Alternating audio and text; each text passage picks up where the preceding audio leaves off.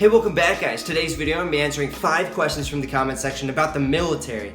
And this is something a lot of guys have been asking for. Obviously, I'm a Marine veteran, and I love giving these videos, just giving you advice going into the military, getting out of the military, everything in between. So, hey, let's just get into it. The first question is going to be from Jason.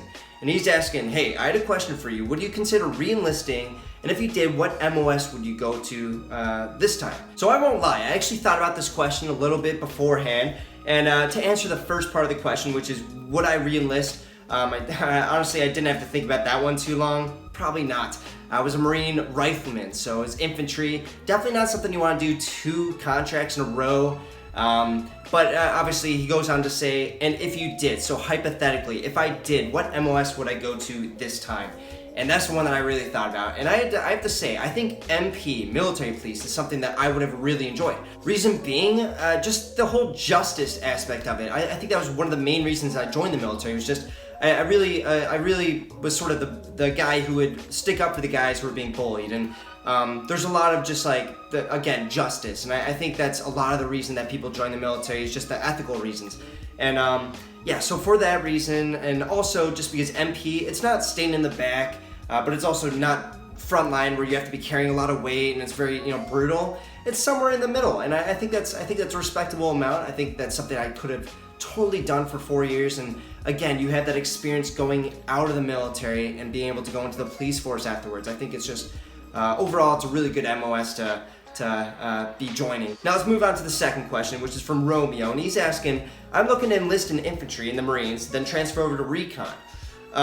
Once I transfer, can I still train to become a scout sniper? Romeo, I've said this in a couple of my other videos, I wouldn't look that far into the future.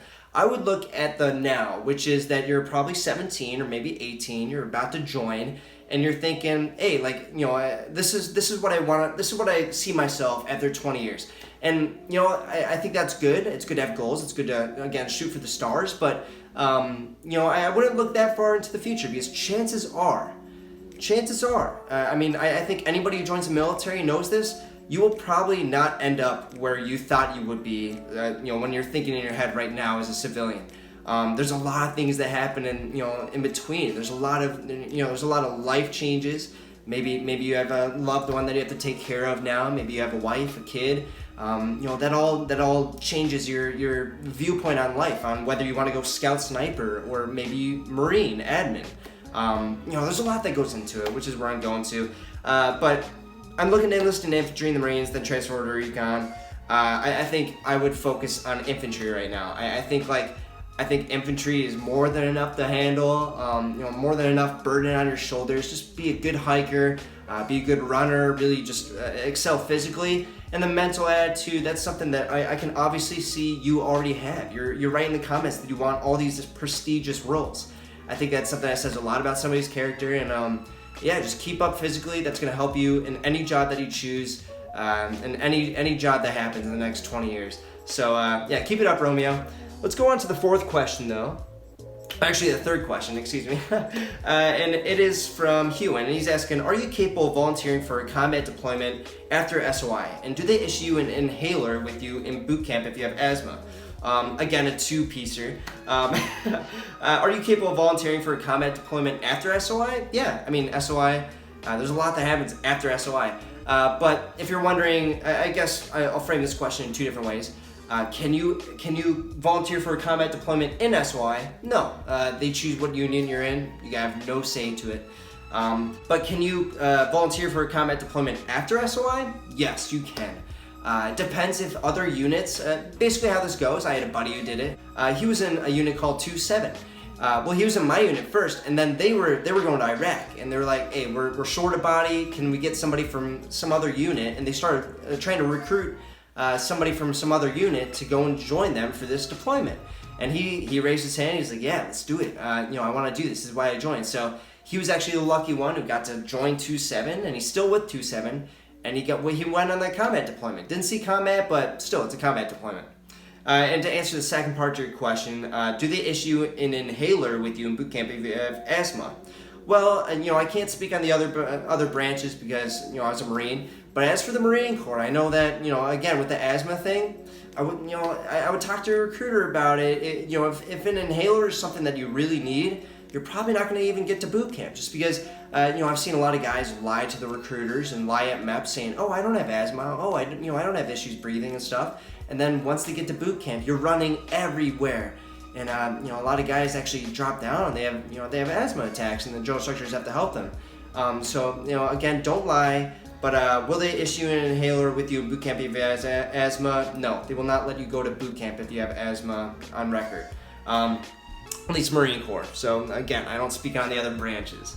Let's go on to the fourth or fifth question. Jeez, I already lost it, but I'll be able to find it. It's on my iPad. And it is from Brahm, and he is asking, is it hard adapting after the infantry lifestyle?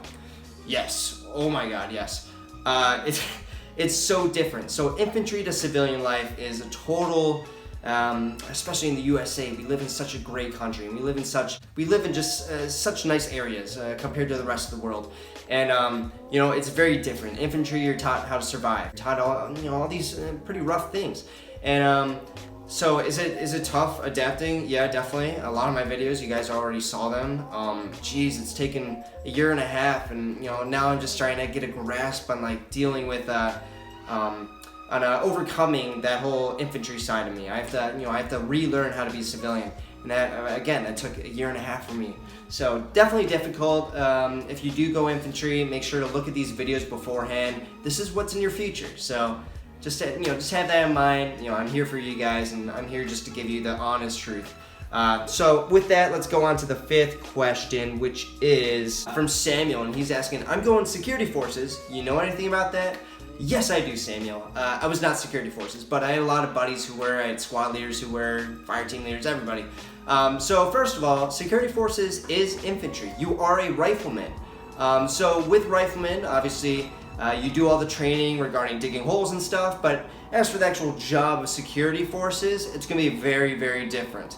Security forces is something that, like a lot of times, you're just sitting on post, protecting a road. A lot of it is making a baseline of which cars are passing, and you have to write exactly what's happening. And the kind of deployments that are going to be going on, there's MSG duty, which means that you're going to be protecting embassies. So it can be anywhere from like embassies in Africa, which aren't so great, and to embassies in Europe, which are beautiful, and people love getting those MSG duties, it's called.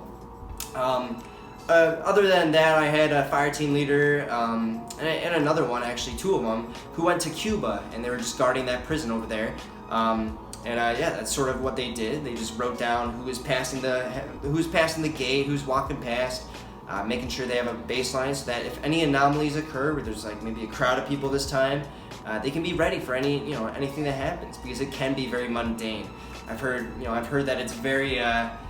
It's a fun job. You get to do infantry stuff, but it's also not the most exciting for most of it. But guys, with that, that is the final question. That was probably around 7 questions, just because a lot of them were two-piecers. But guys, I really appreciate all the comments. Leave more. I'll try and answer them in the comments below, or I'll put them in a video for everybody else to see. But I hope you enjoyed. Till next time, leave a like if you enjoyed, leave a dislike if you didn't. Subscribe if you really enjoyed, and I'll talk to you guys in the next one.